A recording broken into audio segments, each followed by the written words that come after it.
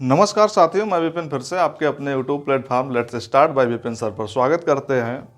और लगातार offline online classes चलने के बावजूद काफ़ी लंबे अरसे के बाद इस प्लेटफॉर्म पर आने का दोबारा मौका मिलता है, क्योंकि व्यस्तता थोड़ी हो जाती है। ऑफलाइन क्लासों में बहुत ही ज़्यादा जो अभी एग्ज़ाम लगे हुए थे, एग्ज़ाम के बाद कई सारे, जैसे लेखपाल की अभी रिसेंटली परीक्षा संपन्न हुई, इसके बाद किस तरह से संपन्न हुई वो तो सबने देख ही लिया है। एसआई का हुआ, इसके बाद अब आगे और भी आने वाली जैसे शिक्षक भर्तियों में सुपर टेट वगैरह या पैट का इस समय बहुत अहम एग्ज़ाम जो लगा हुआ है। अब पैट में जैसे उसने बहुत सारी चीज़ें दे रखी हैं सिलेबस में, और सिलेबस में एक सबसे बड़ा जो चैप्टर आता है वो जीएस का। और जीएस के सिलेबस में अगर इतिहास आ जाए तो इतिहास में क्या पढ़ें क्या ना पढ़ें, तो उसका बड़ा शॉर्ट में निचोड़ निकाला गया है। ऑफलाइन बच्चों का बड़ा वो रहता है कि इतने सारे जो नोट्स हैं कितना तैयार किया जाए कितना ना तैयार किया जाए, तो उससे कुछ प्रिंटेड चीज़ें निकाली गई हैं बहुत ही शॉर्ट में और बहुत इम्पॉर्टेंट। और जितनी भी चीज़ें हैं आप किसी भी प्रैक्टिस सेट उठा लीजिएगा, कोई भी एग्ज़ाम अभी रिसेंटली हुआ हो तो कहीं ना कहीं वहाँ से आपको कुछ ना कुछ चीज़ें ज़रूर मिल जाएंगी। कोई ना कोई क्वेश्चन कहीं ना कहीं ज़रूर पुटअप किया गया होगा।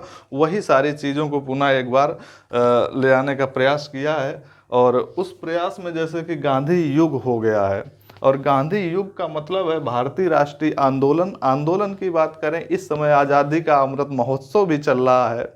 आज़ादी के अमृत महोत्सव से ही हमारी आज़ादी की कहाँ से जो शुरुआत होती है, थोड़ा वहाँ पर हम करते हैं। और वहाँ भी उसको 3 कैटेगराइज में बांटा गया। जैसे कि हमारा आधुनिक भारत की बात करें, प्राचीन भारत बाद की बात है, पहले हम आधुनिक भारत की बात करते हैं। और आधुनिक भारत की जो शुरुआत होती है वो हमारा 1885 से शुरू हो जाता है। 1885 से शुरू होता है और 1947 तक चला जाता है।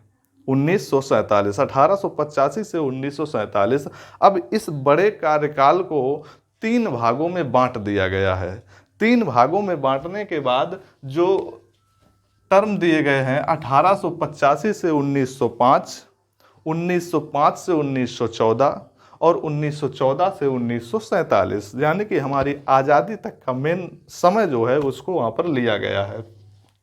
इसको भारतीय राष्ट्रीय आंदोलन का नाम दिया गया है। भारतीय राष्ट्रीय आंदोलन में अगर बात करें, सबसे पहले शुरुआत जो होती है आईएनसी।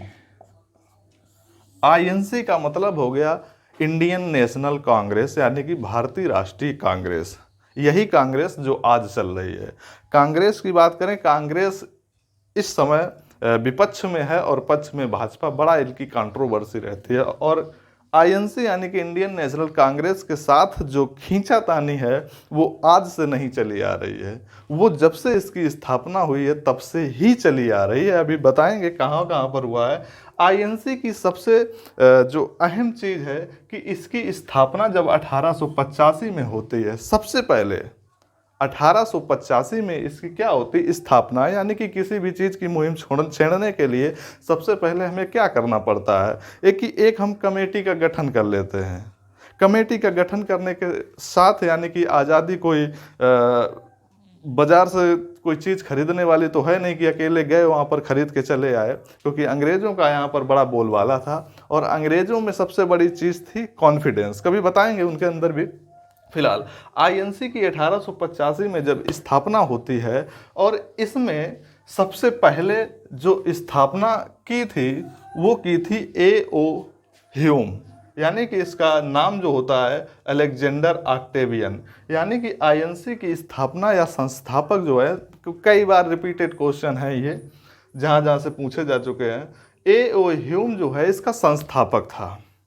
संस्थापक के बाद आईएनसी की, यानी कि जब हमने एक टीम बना ली या एक दल बना लिया, इंडियन नेशनल कांग्रेस का जब दल बन गया, तो इन्होंने इसकी स्थापना की। और प्रथम जब अधिवेशन शुरू किया गया, यानी कि प्रथम बैठक जब शुरू की गई 28 दिसंबर 1885, यानी कि उसी साल लास्ट में दिसंबर में हमने क्या किया कि पहली ही बैठक का निर्णय ले लिया कि अब हमारी स्थापना तो हो गई है, अब जरा इस पर आज़ादी के लिए हम मुहिम वार्तालाप करें कि आगे का एजेंडा हमारा क्या रहेगा और क्या नहीं रहेगा।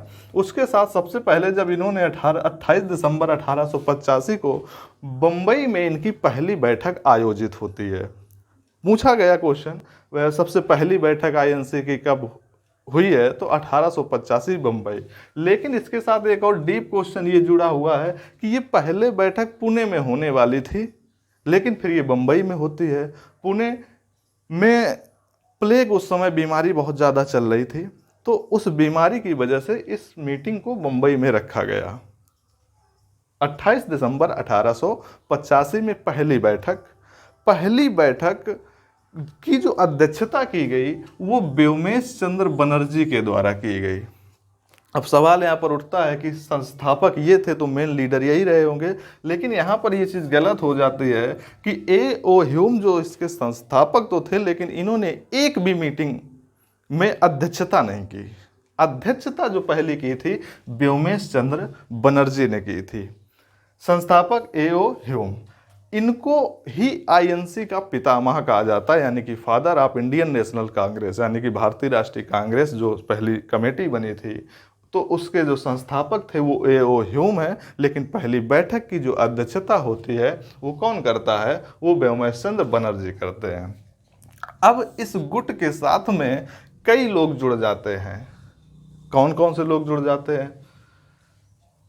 सुरेंद्र नाथ बनर्जी, फिरोज शाह मेहता, गोविंद रनाडे, गोपाल कृष्ण गोखले, मदन मोहन मालवीय, दीन शाह वाचा, इतने लोग इसके साथ जुड़े हुए होते हैं। और जुड़ने के साथ पहली बैठक में 72 लोग होते हैं, और 72 लोगों के साथ ये कहाँ, गोकुल दास तेजपाल संस्कृत विश्वविद्यालय जो बम्बई में है, वहाँ पर पहली बैठक इनकी आयोजित होती है। उम्मीद है इतना कॉन्सेप्ट क्लियर हो गया होगा। इसी के साथ आगे बढ़ते हैं। इतने लोग जब इसके साथ जुड़ जाते हैं तो फिर आगे बात आती है, धीरे धीरे जुड़ते जाते हैं। फिर एक क्वेश्चन बनता है कि आईएनसी की अध्यक्षता प्रथम मुस्लिम व्यक्ति ने कौन की थी? तो फर्स्ट जो मुस्लिम व्यक्ति था वो बदरुद्दीन तैयब थे 1887 में। बदरुद्दीन तैयब प्रथम मुस्लिम व्यक्ति जिसने आईएनसी की अध्यक्षता, यानी कि इंडियन नेशनल कांग्रेस की जो बैठक होती है उसकी अध्यक्षता की थी। दूसरी बैठक पूछा जाता किस अंग्रेज ने की थी, तो वो थे जॉर्ज यूल 1888 में। इसके साथ इसको और आगे बढ़ते हैं। इसी में 1892 में लोक सेवा आयोग की गठन होता है। लोक सेवा आयोग का मतलब यही हमारा आजकल जो यूपीएससी चल रहा है, यानी कि इसमें ये बैठक में ये निष्कर्ष निकला कि भारत और इंग्लैंड की जो परीक्षाएं होगी वो एक साथ कराई जाएंगी। एक ये निष्कर्ष यहाँ पर निकला, यानी कि इतना इस गांधी युग भी इसको कहा जाता है। यानी कि प्रथम चरण में सिर्फ इतनी सी बातें याद रखनी है, बहुत ज़्यादा नहीं है। आईएनसी की स्थापना 1885 में होती है। पहला चरण 1885 से 1905 तक जाता है। आईएनसी की जो स्थापना जो थी वो ए.ओ. ह्यूम ने की थी। पहली बैठक व्योमेश चंद्र बनर्जी ने की थी। कहाँ हुई थी? 28 दिसंबर 1885 बम्बई में हुई थी, जो पुणे में होने वाली थी, प्लेग की वजह से टल गई थी। 72 लोगों के साथ इसमें गोकुल दास तेजपाल संस्कृत विश्वविद्यालय में होती है। इसके साथ उदारवादी जो गुट है उसमें सुरेंद्र नाथ बनर्जी, फिरोज शाह मेहता, गोविंद रनाडे, गोपाल कृष्ण, मदन मोहन, दीन शाह वाचा। इसमें से अक्सर पूछा जाता कि कौन सा नेता उदारवादी गुट में नहीं आता है, तो 4 ऑप्शन दे देता, उसमें एक कोई दूसरा डाल देता। तो ये कुछ नाम याद रखना, सुरेंद्र नाथ बनर्जी, फिरोज शाह मेहता, 2 याद रख लो, गोविंद, गोपाल और मदन, तीनों कृष्ण के पर्यायवाची है। कृष्ण भगवान को तो सब जानते हैं। और दीन शाह वाचा, अब दीन का मतलब क्या हो गया है कि यही सब दीन दुखी, कौन इनका भला करेगा, तो गोविंद, गोपाल और मदन ये लोग इनका भला करते। तो ऐसे ये कुछ इसमें बन जाएगा।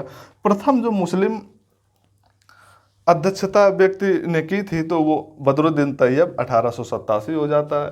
प्रथम अंग्रेजी की बात करें, कौन अंग्रेजी व्यक्ति था, यानी कि अंग्रेज जो था वो जॉर्ज यूल था 1888 में, और लोक सेवा आयोग का गठन 1892 में स्थापना होती है। और इसी के साथ भारत और इंग्लैंड की क्या हो जाती है, उसके साथ ये होता है कि दोनों लोग एक साथ में इसकी परीक्षाएं जो होंगी करवाएंगे। अब इस आईएनसी की खींचातानी की बात करें तो एक खींचातानी में आता है लोकमान्य तिलक, नहीं, बाल गंगाधर तिलक की बात करें। बाल गंगाधर तिलक ने ये जब प्रोसेस हो रहा था तो उन्होंने कहा कि ये कांग्रेस के लोग जो हैं बरसाती मेढक की तरह हैं, बरसाती मेढक की तरह अगर टटराएंगे तो कभी आज़ादी नहीं मिलेगी। मतलब पहली खींचातानी, आदमी की शुरुआत होते ही इनकी खींचातानी शुरू हो जाती है। इसके बाद बंकिम चंद्र चटर्जी का नाम सुना होगा, वही जो राष्ट्रीय गीत वाले, उन्होंने भी कहा था आईएनसी के लोग जो हैं, कांग्रेस के लोग हैं, वो पदों के भूखे हैं। तो इस तरह से बयानबाजी होती रही, लेकिन आईएनसी की स्थापना होते ही कहीं ना कहीं एक आज़ादी की जो है चिंगारी जो है और तेज़ी से भड़क उठती है, वो भी तीसरे चरण की पहले शिफ्ट में। इतना कुछ था। उम्मीद करते हैं कि सिर्फ पहला चरण में इतने ही क्वेश्चन घूम फिर के बहुत बार एग्जाम में पूछे गए हैं और समझ में आए होंगे। और अगला जो वीडियो होगा इसको ख़त्म करेंगे और फिर इसके बाद क्लियर। तब तक के लिए नमस्कार, जय हिंद।